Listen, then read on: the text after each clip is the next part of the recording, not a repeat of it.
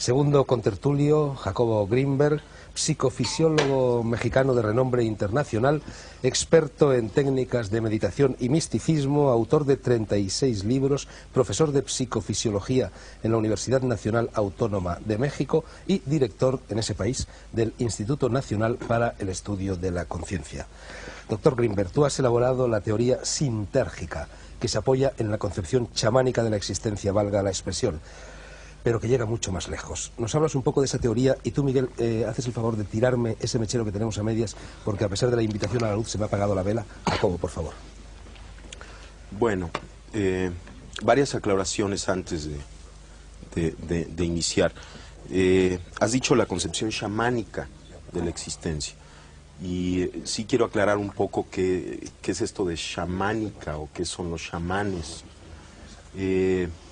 Son los sabios indígenas de muchos lugares del mundo. Nosotros hemos estudiado a estos sabios en México.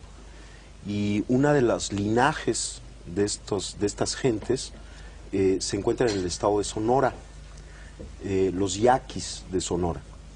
Y ellos tienen... Los de Carlos Castaneda. Ah, sí. Y ellos tienen una concepción acerca de cómo se crea la percepción. Se interesan fundamentalmente en explicar o en tratar de explicar cómo aparecen las imágenes, cómo aparecen los sonidos, cómo aparecen los diferentes niveles de la realidad. Entonces, en este sentido, la teoría sintérgica tiene relación con esta concepción chamánica, pero no surge de ella, está relacionada, porque esta teoría también es un intento teórico para tratar de explicar cómo se crea la percepción. Pero la nomenclatura que utiliza es diferente a la que utilizan los chamanes, aunque las conclusiones son muy similares. La teoría sintérgica afirma que existe una organización básica del espacio. Esta organización básica sería como una matriz, un enrejado, una celosía, cuyo estado fundamental es de total coherencia y simetría. En esto está de acuerdo también la física contemporánea. Cualquier modificación en esta matriz fundamental del espacio, un instrumento físico la detecta como una partícula elemental. Entonces el instrumento detecta que hay algo que aparece contra un fondo estable de total coherencia, y los físicos y las gentes que conocen lo que significa la medida del instrumento hablan de la aparición de una partícula elemental. La idea es que las distorsiones de la latiz, sobre todo las distorsiones complejas, son lo que podemos denominar objetos. La teoría sintérgica afirma que el cerebro humano es capaz de distorsionar la estructura de la latiz en la forma más compleja conocida en el universo. Y esta distorsión compleja de la latiz constituye la realidad perceptual. De tal forma que cada una de las actividades neuronales constituye una microdistorsión de la latiz. Y puesto que el cerebro humano contiene alrededor de entre 10.000 y 12.000 millones de elementos neuronales, cada microdistorsión, cada alteración de esta estructura básica del espacio interactúa entre sí, formando una macrodistorsión compleja, a la que la teoría le llama el campo neuronal. De tal forma que la hipótesis fundamental de la teoría sintérgica es que la percepción surge como resultado de la interacción del campo neuronal con la latiz del espacio. Existen diferentes niveles de interacción entre el campo neuronal y la latiz, y cada uno de estos niveles constituye o se asocia o se percibe como un nivel diferente de conciencia. Por ejemplo, existe la conciencia auditiva, la conciencia visual, son diferentes tipos de conciencias, y la teoría afirma que cada una de ellas está relacionada con los parámetros de esta interacción entre el campo neuronal y la latiz. Jacobo, ya me da vueltas la cabeza y hasta el estudio. En segundo lugar, en toda creación de una teoría, para el creador de la teoría, la experiencia de la creación es un evento extraordinariamente interesante.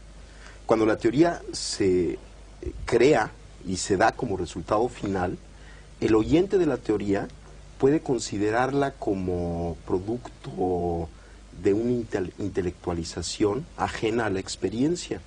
Pero toda creación de una teoría, cuando esta teoría es profunda, proviene de la experiencia. Por ejemplo, yo mencioné estos sabios indígenas que están interesados en explicar la percepción. Ellos tienen una teoría de la percepción, pero esta teoría de la percepción surge de su experiencia. Ellos perciben el mundo en cierta forma que es distinta a la percepción que tiene otro tipo de gente por haber nacido en otra cultura, simplemente por esto. Y entonces a partir de esta percepción crean una concepción. Lo interesante de la concepción y de todo intento específico por tratar de entender la percepción es que de alguna manera el intento de entender la percepción nos pone en el fundamento de cualquier realidad. En nuestra época, uno de los grandes peligros y uno de los grandes dolores que estamos viviendo es la pérdida del significado y la dispersión. O sea, nos encontramos muchas veces con gentes que realmente no tienen mucha idea ni de quién son, ni tienen algo que les ayude a entenderse y a llegar a su centro, a una unificación, a sí mismos. Entonces, el intento, por ejemplo, de explicar la percepción es un intento de lograr esta unificación, porque estaremos en la base de la creación de cualquier realidad, y entendiendo cómo se crea la realidad nos ayuda a unificarnos. Entonces no es un intelectualismo, sobre todo en el proceso de creación, porque la teoría fina, la teoría profunda, siempre surge de la experiencia. Minutos que nos quedan, solo 20 minutos un poquito de más tertulia. concreto. Salvador Freixedo señala en la última página de uno de sus libros, no recuerdo cuál, que para conseguir estas curaciones milagrosas hay 3 caminos: el de la relajación, el de la transmisión de la energía y el de poner a trabajar la mente en beneficio propio. Tú mismo lo acabas de señalar. Bueno, a mí me gustaría que explicarais un poco a quienes nos oyen, con palabras sencillas, cómo se relaja una persona, cómo se transmite o se recibe la energía y cómo se pone a trabajar la mente. Te lo digo en beneficio brevísimamente, propio. diciéndole antes amablemente al profesor Rodríguez de Leao que es una cosa que suele picarme un poco cuando hace la distinción entre lo científico y el mundo de la fantasía. Aquí yo quiero citar, no sé si a Einstein o a Schrödinger o a Lashley o uno de estos grandes pensadores, cada uno en su campo, cuando una vez le dijeron, pero doctor, usted es una eminencia, ¿cómo admite usted la posibilidad de esos hechos? Porque hay que saber que Einstein leía a Madame Blavatsky, la tenía encima de la mesa de noche, que es la reina del esoterismo. ¿Cómo usted admite la posibilidad de estos hechos? Y dijo, no, si yo no he dicho que yo admita la posibilidad, yo he dicho que son reales. Es decir, yo no creía en esto hasta que se me empaparon las manos en la sangre de Pachita, y tienen ustedes a Greenberg, que ha estado con ella horas y horas también, y luego al día siguiente me tenían que sacar. ¿Quién es Pachita? Pachita es una curandera mexicana que con un cuchillo abría vientres y abría cráneos y abría de todo, y sacaba de todo, absolutamente. Y luego un doctor, el doctor Castellanos, a quien él conoce también, lo que hacía era limpiar con algodones después de los minutos que duraba la operación, limpiaba y no quedaba absolutamente nada más que lo que había sacado dentro y la sangre de nuestras manos, ¿verdad? Y esto lo he practicado no solo con ella, sino con muchos sitios. Pues bien, en esto yo no creía. Son realidades. Yo sacudía la cabeza, yo estoy hipnotizado. No, aquello eran absolutamente realidades por 1000 otras cosas que sería demasiado largo decir. Eso es un mundo tan complejo que prefiero no hablar de él ahora. Lo que yo sí quiero decir es lo que tú has apuntado ahora. Animar a la gente, y en esto estoy con Malví, que sacándome de sintergias y de cosas más complicadas, que nosotros tenemos capacidad de curarnos a nosotros mismos, pero mucho más de lo que podemos. Basta con aprender a relajarse. Eso es, creo, es una condición sine qua non, pero es el secreto para la buena salud para mucha gente. Lo que nos mata hoy día es el estrés, el estar tensos. Eso a la larga degenera o en un cáncer, aunque parezca que no, o en cualquier afección cardíaca. Lo contrario de eso es, y aquí vamos ya al cerebro, es baja esos 20 ciclos por segundo que está tu cerebro normalmente así, relájate un poco y automáticamente viene un frenazo. Y ahí si sabes, que tampoco hay tiempo en estos programas a presión, si sabes avanzar un poquito más, tu cerebro empezará a funcionar de una manera que te cura a ti mismo. Y eso, ya digo, no son fantasías, son escuelas que están curando a mucha gente en Estados Unidos y en Europa. Ya lo has dicho. Dejémoslo hablar. Dejémoslo hablar. Venga, Bueno, Jacobo. yo quisiera dar dos consejos, pero antes algo muy interesante. Salvador y yo fuimos testigos de un evento extraordinario. Y vamos, yo soy un científico, yo tengo un laboratorio, estudio la actividad cerebral, la fisiología cerebral, y me invitaron a conocer a esta mujer Pachita y a sus operaciones. Y lo que yo vi ahí, en principio, contradecía todo concepto y todo conocimiento que yo tenía acerca de la realidad. Y a mí lo que me enseñó, esto que vi, que Salvador pues lo estaba describiendo, y que yo fui testigo también de aquello, lo que me enseñó es que yo no puedo decir cuál es el límite de la capacidad humana.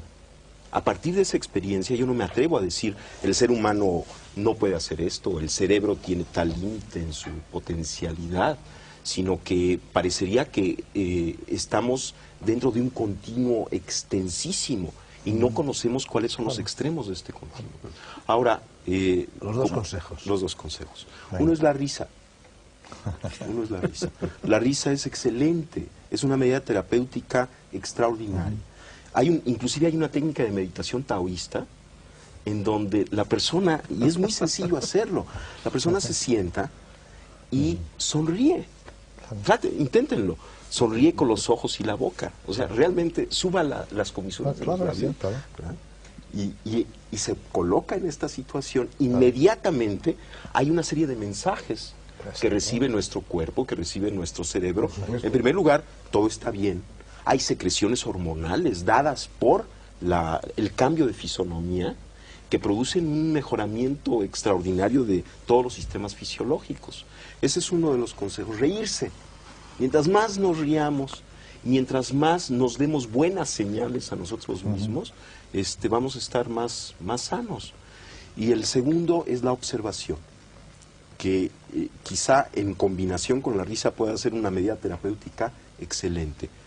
Somos capaces de observar inclusive aquello que pensamos que no se puede observar. Por ejemplo, en principio pensamos que no podemos observar nuestra actividad cerebral, y sin embargo hay una técnica budista, el Vipassana, que enseña a una persona que la practica a observar su propia actividad cerebral.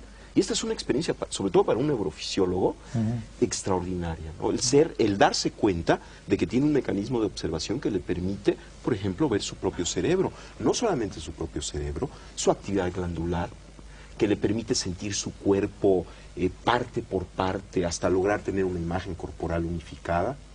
Y lo que sabemos, y a partir de estas técnicas, es que el hecho de observar, por ejemplo, un tejido enfermo, un dolor, y observarlo con ecuanimidad, con calma, tiene un efecto de sanación. Entonces este es el segundo consejo. ¿Quieres que te explique el mecanismo biológico de la risa? Claro. Es que lo conocemos. En la cara tenemos los llamados husos musculares, o sea, sensores de la tensión de nuestra cara. Y estos muscle spindles, esto es lo que emite, lo que lleva al cerebro el mensaje holístico de cómo está nuestra cara. Y esta es la razón científica de por qué tú tienes razón completa. ¡Qué bueno! Ahora, si sabemos el mecanismo científico, fisiológico, nos reímos más a gusto. Muy bien. Lo hacen muy bien.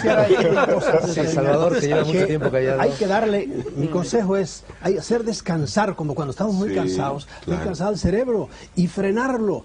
Ahora, para mí yo he llegado a la conclusión de que los 10 ciclos por segundo es una condición el cerebro, si estás un tiempo así y lo aprendes a hacer, por el mecanismo que sea, ¿verdad? A veces sin saber cómo, el cerebro empieza entonces a emitir de otra manera, a trabajar de otra manera, y es cuando se producen las conexiones, por ejemplo, que hacen los individuos superdotados y hacen las cosas maravillosas. De ordinario, estando en 10 ciclos por segundo, pero debido a otro funcionamiento que no se produce a veces inmediatamente. Y eso es lo que, tan sencillo, yo no digo cosas rarísimas, que deberíamos todos los días, por la mañana antes de levantarnos, por la noche antes de acostarnos, estar un tiempo así, sin que nuestro cerebro vaya de 20 a 10, boom, y se hunde en 4 ciclos por segundo, ¿no? Y quedarlo ahí flotando en 10, porque entonces es cuando uno tiene las grandes ideas, y es cuando yo lo aprovecho para cosas que he perdido, planes que tengo que hacer, los veo mucho más claramente entonces, porque el cerebro se hace milagroso entonces y conecta con lo más profundo de sí mismo. Yo no sé los mecanismos. Yo sí. Yo lo sabe, sé, pero te los explico. Pero yo voy a la práctica. Muy deprisa va a tener que ser. Hay una cosa que a mí me impresiona. ¿A qué diablos sirve de ser relajado en una sala especial, en ambiente propicio, cuando la gente vive en autobús, en escaleras, en la calle, en taxis, en teléfonos, telefax, gritos del jefe? Hay que aprender a hacerlo en los autobuses.